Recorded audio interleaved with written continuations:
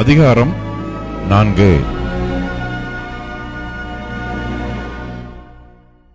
சாமுவேலின் வார்த்தை இஸ்ரவேலுக்கெல்லாம் வந்தது. இஸ்ரவேலர் பெலிஸ்தருக்கு விரோதமாய் யுத்தம் செய்ய புறப்பட்டு எபனேசருக்கு சமீபத்தில் பாளையம் இறங்கினார்கள்.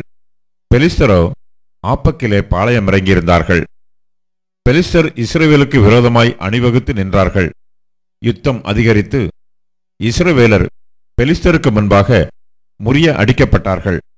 அவர்கள் சேனையில் போர்க்களத்திலே ஏறக்குறைய 4000 பேர் வெட்டுண்டு போனார்கள்.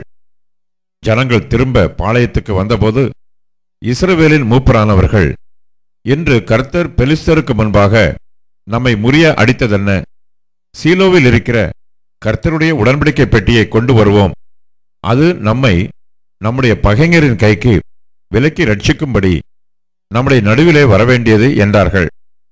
அப்படியே கேருபீன்களின் மத்தியிலே வாசமாயிருக்கிற சேனைகளின் கர்த்தருடைய உடன்படிக்கை பெட்டியை எடுத்து வர ஜனங்கள் சீலோவுக்கு சொல்லி அனுப்பினார்கள். அங்கே ஏலியின் 2 குமாரராகிய ஓப்னியும் பினகாசும் தேவனுடைய உடன்படிக்கை பெட்டி அண்டையில் இருந்தார்கள். கர்த்தருடைய உடன்படிக்கை பெட்டி பாளையத்திலே வருகிறபோது இஸ்ரவேலர் எல்லாரும் பூமி அதிரத்தக்கதாக மகா ஆர்ப்பரிப்பாய் சத்தமிட்டார்கள். அவர்கள் ஆர்ப்பரிக்கிற சத்தத்தை பெலிஸ்தர் கேட்டபோது, எபிரேயருடைய பாளையத்தில் இந்த மகா ஆர்ப்பரிப்பின் சத்தம் என்ன என்றார்கள். பின்பு கர்த்தரின் பெட்டி பாளையத்தில் வந்தது என்று அறிந்து கொண்டார்கள். தேவன் பாளையத்தில் வந்தார் என்று சொல்லப்பட்டபடியினால் பெலிஸ்தர் பயந்து, ஐயோ, நமக்கு மோசம் வந்தது, இதற்கு முன் ஒருபோதும் இப்படி நடக்கவில்லையே, ஐயோ, அந்த மகத்துவமான தேவர்களின் கைக்கு நம்மை தப்புவிப்பவர் யார்? எகிப்தியரை சகலவித வாதைகளினாலும் வனாந்திரத்திலே அடித்த தேவர்கள் இவர்கள்தானே. பெலிஸ்தரே, திடங்கொண்டு புருஷரைப் போல நடந்து கொள்ளுங்கள்.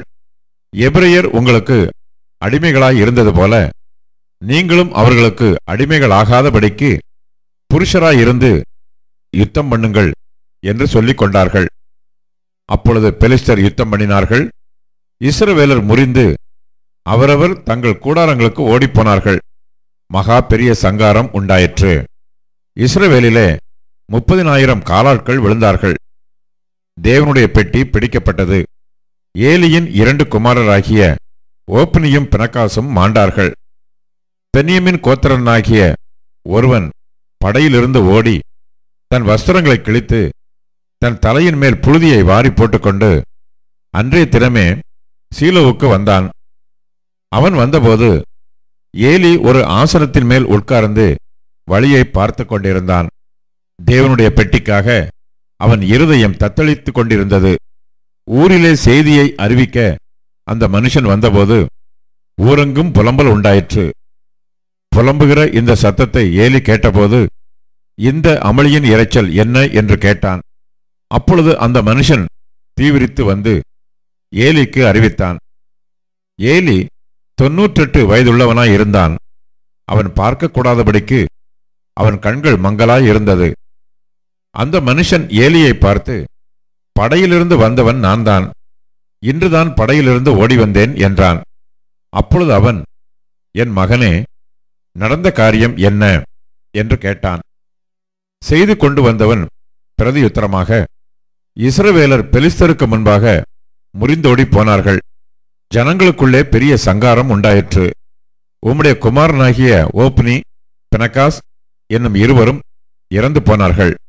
தேவனுடைய பெட்டியும் பிடிபட்டு போயிற்று என்றான். அவன் தேவனுடைய பெட்டியை குறித்து சொன்னவுடனே ஏலி ஆசனத்திலிருந்து வாசலின் பக்கமாய் மல்லாக்க விழுந்தான். அவன் கிழவனும் ஸ்தூலித்தவனுமாய் இருந்தபடியால் அவன் பிடரி முறிந்து செத்துப்போனான். அவன் இஸ்ரவேலை 40 வருஷம் நியாயம் விசாரித்தான். பினகாசின் மனைவியாகிய அவன் மருமகள் நிறை கர்ப்பிணியாயிருந்தாள். அவள் தேவனுடைய பெட்டி பிடிபட்ட செய்தியையும் தன் மாமனும் தன் புருஷனும் இறந்து போனதையும் கேள்விப்பட்டபோது அவள் கர்ப்ப வேதனைப்பட்டு குனிந்து பிரசவித்தாள். அவள் சாகப் போகிற நேரத்தில் அவள் அண்டையில் நின்ற ஸ்திரீகள், நீ பயப்படாதே, ஆண் பிள்ளையை பெற்றாய் என்றார்கள். அவளோ, அதற்கு ஒன்றும் சொல்லவும் இல்லை, அதன் மேல் சிந்தை வைக்கவும் இல்லை. தேவனுடைய பெட்டி பிடிபட்டு அவளுடைய மாமனும் அவளுடைய புருஷனும் இறந்து போனபடியினால் அவள் மகிமை இஸ்ரவேலை விட்டு போயிற்று என்று சொல்லி அந்த பிள்ளைக்கு இக்கபோத் என்று பெயரிட்டாள்.